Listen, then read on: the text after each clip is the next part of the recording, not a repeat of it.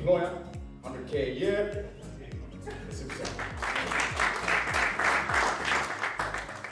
Thanks, Farai. I don't know how long I have, but I'm not going to try and make this too long. But how many of you are actually in business today? If you put your hands up. It's quite a few. How many of you are striving to be a millionaire? How many want to be a billionaire? Excellent. Do you know what it takes? Yeah. I mean, I enjoyed your talk on the Africanization, and I'm going to start by giving you an example of, I grew up in Zimbabwe too.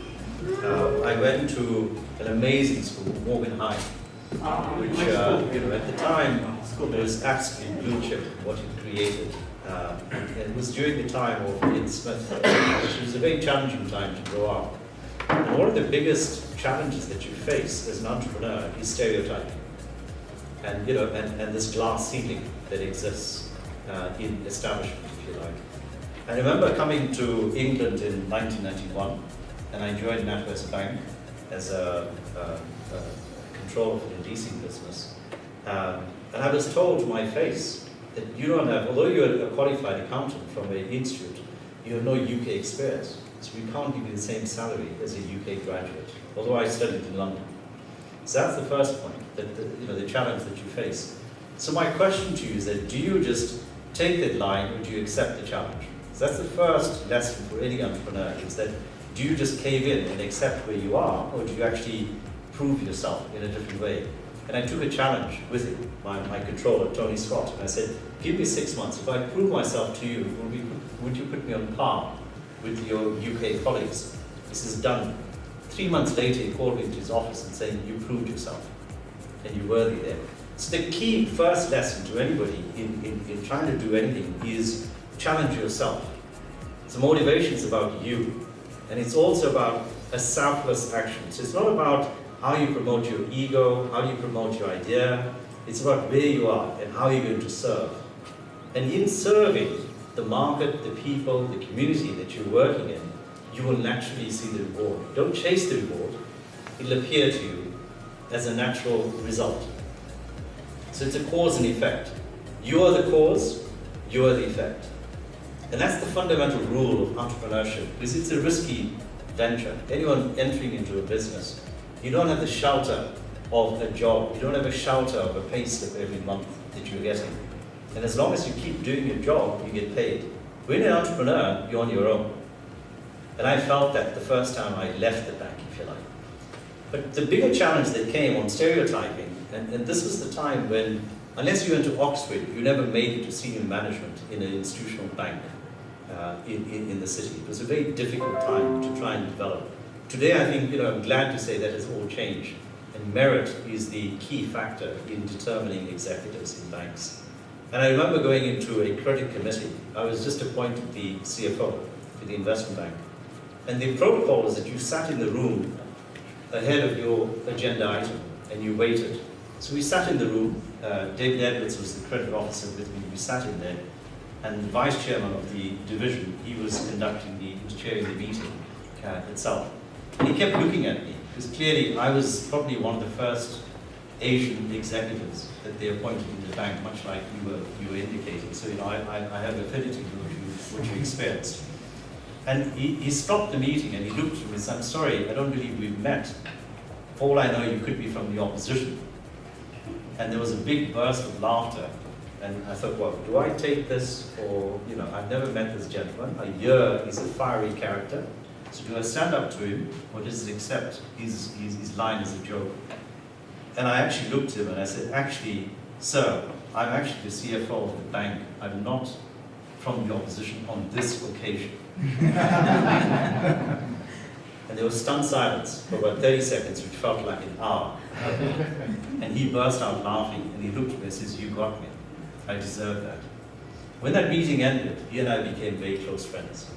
He said, I can see now why we appointed you as a senior executive of the bank, because you're not afraid to step in line with what you believe in.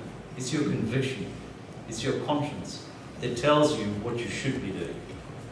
It's not what you desire.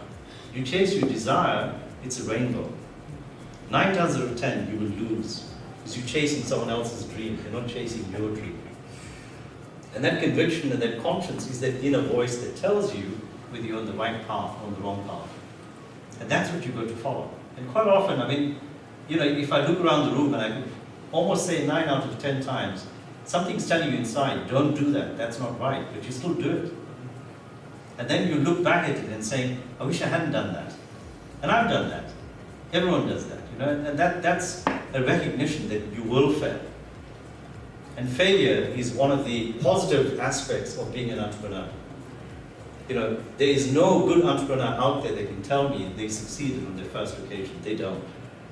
You know, you need to go through 2, 3 falls before you rise. And it's the lessons you learn from that that will make you a better person the next time around. You only need to look at, I mean, he's not a great example, but Donald Trump.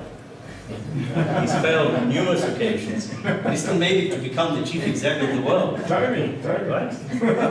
It may be timing in his case, but you know, there's a lot of other people. Richard Branson, he's failed on many ventures. In fact, within the Virgin Group, very few have actually succeeded. But he's got the power and he's got the personality to drive the brand. You know, and people associate with the brand because he has values that people like. As a person, he's got personal values. He can identify with communities across the spectrum. You know, so he's one of those rebels that left university early. You know, he should have been a city boy, if you like, but he chose not to. You know, and it's that character, that instinct he's got that's taken him to the success. He's about to deliver the first person in space. You know, that's quite an achievement. Quite an achievement. But he's done that without ego. So that's the other feature in an entrepreneur, is that you can chase your ego and think you know it all. And the one thing I've learned is that when you're in business, try and hire people that are smarter than you. Always. You know, drop your ego. A good leader is someone who leads from the front, by example. And if you don't lead by example, it doesn't filter into your organization itself. You know, that corruption sets in, if you like.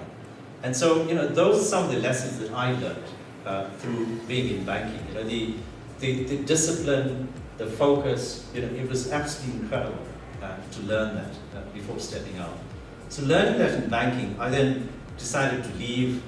We did a few bank restructures. I can't name the bank for public purposes, but it's probably one of the largest banks now, most successful banks in the UK.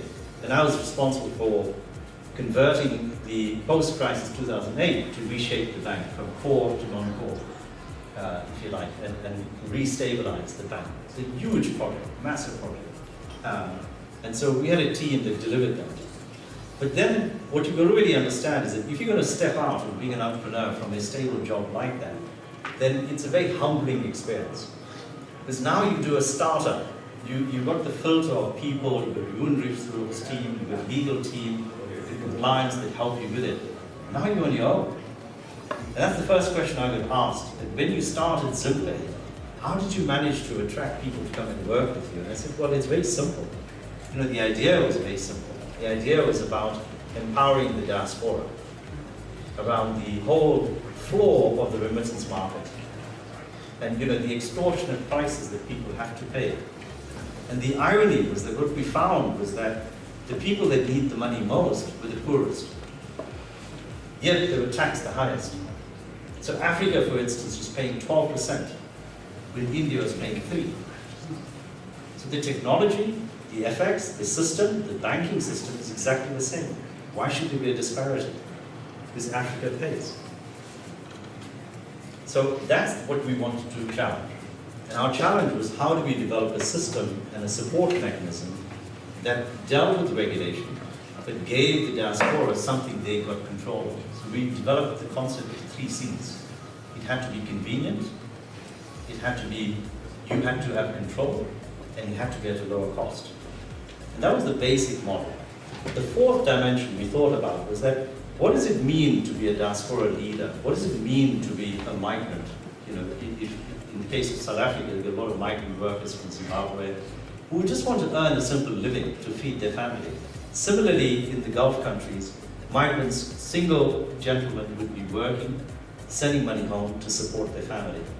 And so when you look at that, you say, well, what is our role in financial services? You know, our role is to level the playing field, is to give them the same value that I'm giving a major corporate. Why can't I give them that value? And that was the challenge I took up. It's a very ambitious challenge. And we failed a few times, but we didn't give up because I fundamentally believe that it's for the long term. And you've got to sustain yourself, you've got to push yourself through it. And you will fall a few times, you will make mistakes in what you're doing, but if you have true belief in the product or what you're designing, what you're selling, the service you're offering, you can develop from there.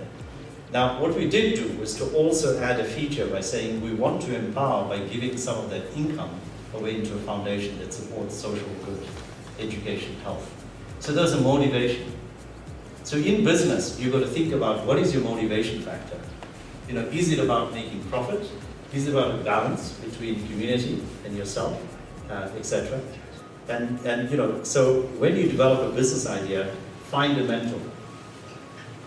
That's one of the fundamental things you've got to do, is that no matter how good you think you know your product, your idea, find a good mentor.